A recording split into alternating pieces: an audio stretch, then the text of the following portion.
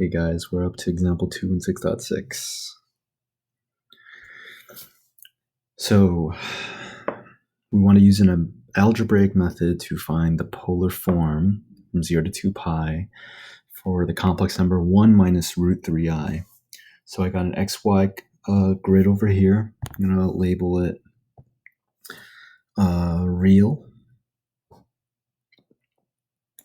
and imaginary. Now it's a complex plane. Simple as that.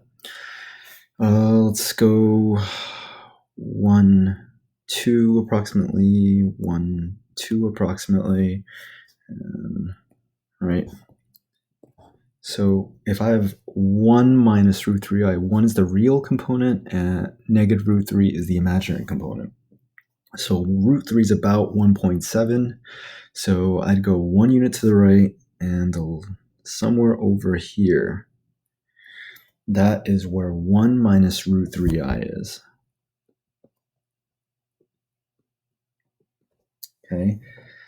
Now remember that I is outside of the radical, so it's 1 minus the square root of 3 times I, the quantity square root of 3 times I, not square root of 3i, okay?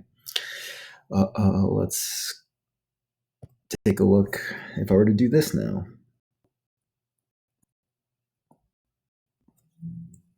All right, you guys have a reference triangle, so first thing we want to do if we want this in polar form is to go back to what we already know with vectors and all the things that we did with polar form, whether it's a velocity, a magnitude, a hypotenuse, a radius, right? It's the hypotenuse right there. We use Pythagorean theorem. So let's know that this is 1. Whoops, let's undo that. Whoa. Let's go here. 1.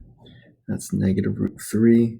So I need to figure out that this is r squared is equal to 1 squared plus negative root 3 squared. So r is equal to the square root of 4. And so r is equal to 2, right? So we know the hypotenuse is 2. But how does that help us figure out the polar form of this complex number 1 minus root 3 times I? Well, if you think about it, the real component is just the horizontal component. The imaginary component is just the vertical component. So we already know how to get the horizontal vertical components with trig. It's, think about in your head, what's the vertical and what's the horizontal components with trigonometry? Yep, if you said sine and cosine or cosine and sine, great. And remember, in the unit circle, if the radius or the hypotenuse of the triangle is 1, then it would just be sine theta, cosine theta.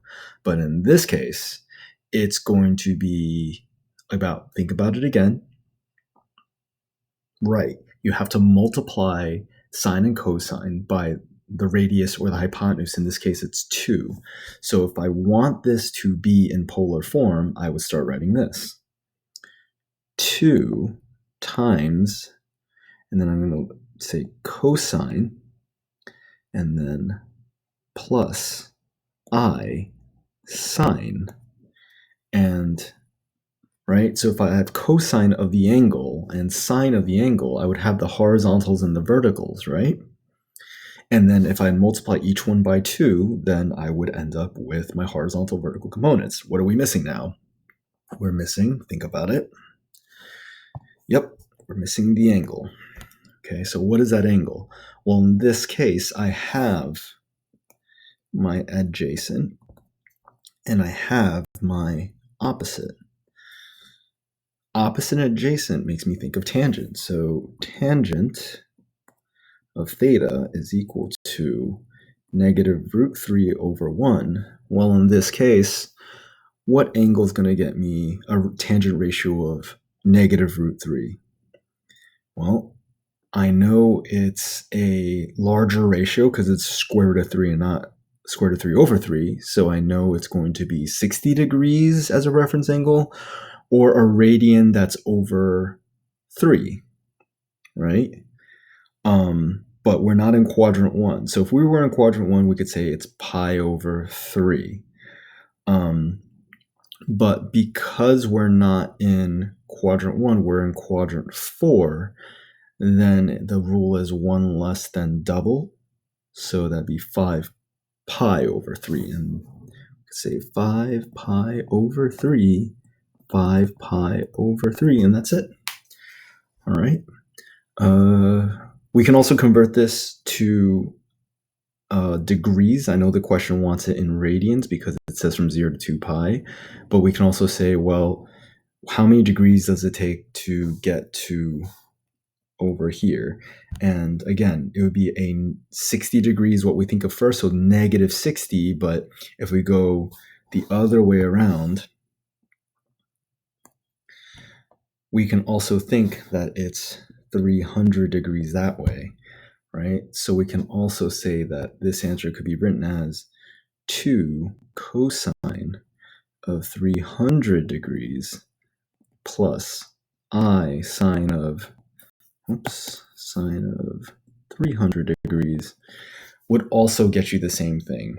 Now, let's be very clear. If I were to distribute this 2 to cosine 5 pi over 3, or this 2 to cosine 300, 2 times cosine 300, that's 1. 2 distributed to sine 300, that's negative root 3.